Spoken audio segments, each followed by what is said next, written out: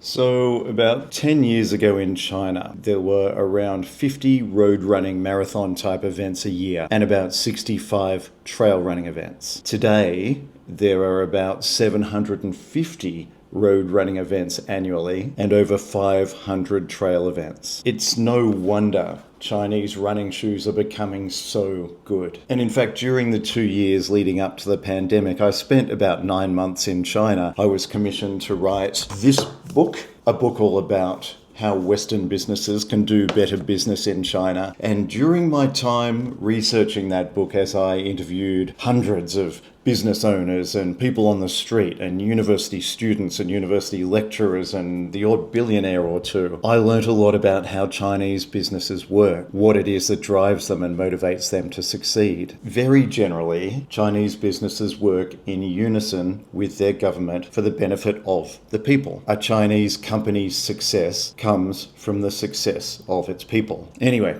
enough of the macroeconomics. But what I'm trying to get at is that it's absolutely no surprise, considering the massive increase in interest in running in China, that Chinese shoes all around the rest of the world are beginning to gain some serious attention. So for the last 5 or 6 weeks, I've been testing out several pairs of Chinese brand running shoes. Today I wanted to talk about the Dynafish Xiaonian, one of the shoes that really did kickstart our interest in running shoes from the Middle Kingdom. I also wanted to compare it to a similar offering from the Western market, the Puma Deviate Nitro Pure.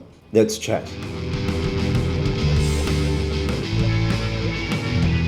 Hi, I'm Chris, dad of Benny and Sam, and a journalist who loves nothing more than cutting through the marketing hype to tell it like it really is. And today we're talking about the Dynafish Xiaonian. Xiaonian means little catfish, and in Chinese culture, the catfish is often associated with persistence and adaptability. What sort of shoe is the Dynafish Xiaonian? Well, speaking of persistence and adaptability, it's a daily trainer. Some call it a super trainer. Very similar to the Adidas Evo SL and probably also getting up into the league of the Asics Mega Blast. There has been a lot of discussion around whether the Dynafish Xiaonian is better than the Evo SL. Is it better than the Evo SL? Having run in it for the last 5 or 6 weeks, I would say absolutely yes. It is not better looking than the Evo SL, but it is a much better shoe. More on that later. Let's start with the stats. The Dynafish Xiaonian weighs in on my dodgy kitchen scales at just 196 grams, or about 6.9 ounces. That's 1 gram lighter than the Puma Deviate Nitro Pure,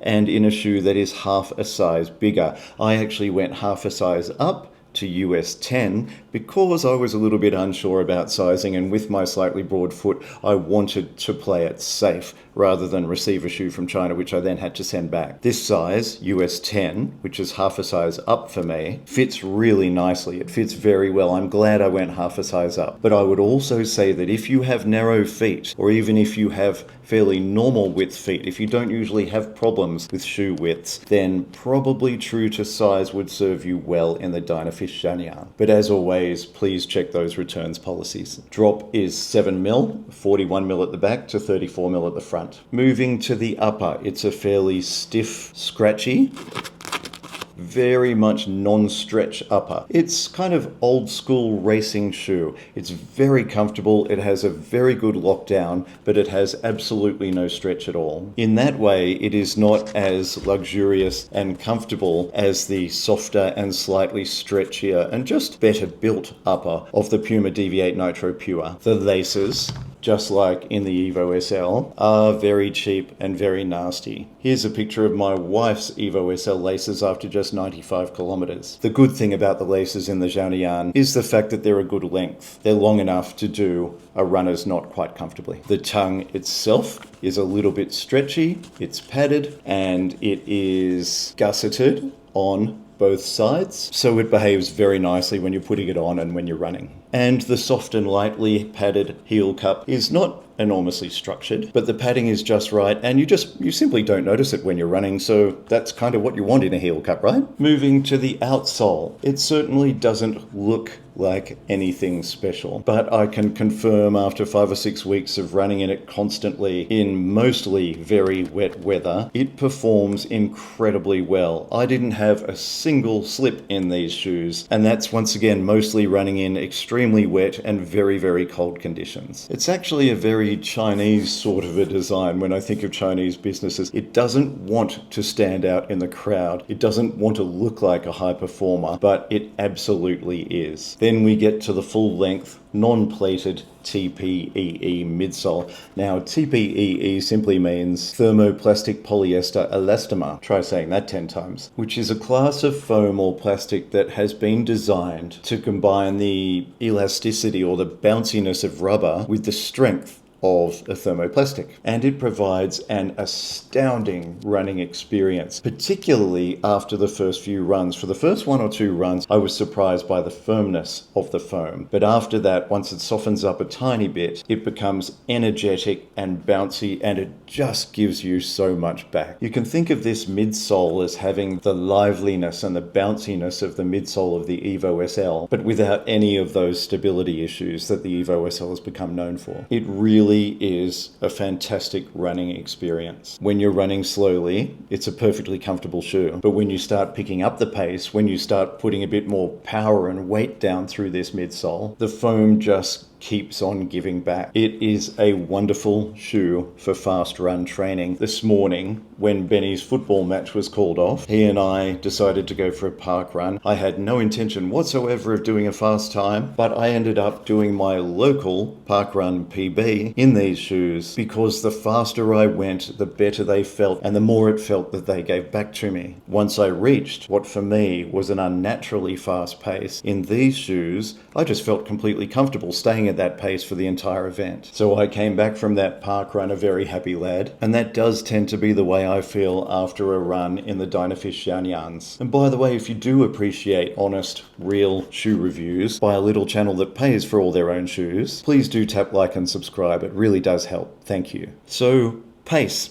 This is where I prefer the Dynafish over the Puma in these particular models. The Deviate Nitro Pures are happy at most paces. Yes, you can run slow in them, and yes, you can run fast in them. But once you're moving at pace, they just don't quite give as much back. They just don't have that really obvious and noticeable feeling of energetic bounce and spring. The Dynafish also has a more pronounced and aggressive rocker that just seems to roll your feet forward more quickly and probably more aggressively than the flatter landing you get on the Deviate Nitro Pure. And speaking of landing, the Dynafish will accommodate any type of foot strike, from heel landing to midfoot to forefoot. The Pures also coming in at a ridiculously light 197 grams, or about 6.95 ounces in my size US 9.5, with a drop of 8 mil, from 38 mil at the back to 30 mil at the front, do have, as I said, that more luxurious feeling upper, as well as what I think is a pretty decent quality set of laces. The tongue, like in the Dynafish, is gusseted, it's lightly padded, it's aerated, and the heel cup is more structured, stronger, and more highly padded than the Dynafish. This is what leads to that increased feeling of comfort, of luxury. The outsole is Puma grip, which as we know is the best in the game, although I would say that the outsole on the Dynafish performs just as well as the one on the Puma. But where it really matters is the midsole. And the midsole, of course, is why so many of us have forgiven the many sins of the Adidas Evo SL. The overly baggy toe box, the dreadful laces, which I've replaced here with a pair of racing laces from Puma, the tongue that's too short. We have forgiven a multitude of sins for the fact that this shoe has a spectacular midsole. And I'm not sure if, in the daily trainer unplated space, I have enjoyed a midsole as much as the one in the Dynafish Xiaonian. The only other midsole that I've tested that I'd say might come close or even slightly beat the one in the Dynafish is the Asics Mega Blast, but the Dynafish doesn't grate skin off my pinky toes like the Mega Blast does, and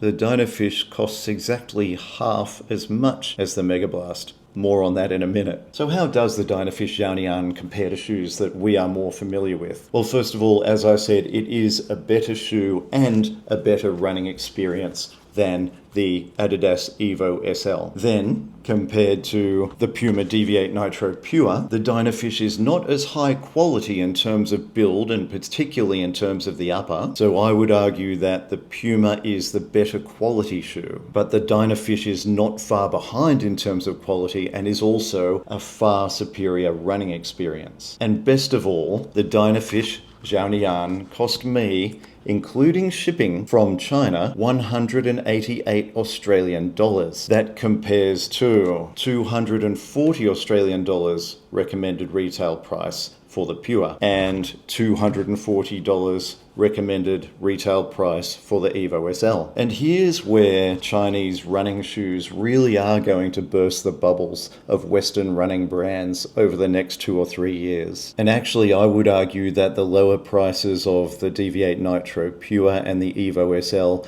are a Western shoe response to what they know is coming from China. It's a preparation for what is going to happen in the market when these shoes grab more market share, which they absolutely will. In 2 or 3 years from now, Asics and Adidas and Nike, etc., will not be able to charge the often absurd prices they're asking at the moment for running shoes. Just think, I can get 2 pairs of these shoes for the same price as 1 pair of these Superblast 3s. I can get 2 pairs of these shoes for less than the price of 1 pair of Asics Mega Blasts. Also awesome shoes, but are they twice as good as the Dynafish Xiaonian? Not in a million years. I would argue that the Mega Blast is, if you can ignore the toe box issues, a better shoe than the Dynafish right now. But wait for Model 2 or Model 3 of this. Wait for the way that Chinese business works on continuous and incredibly fast improvement. And I think that Western brands have a real problem on their hands. I am really excited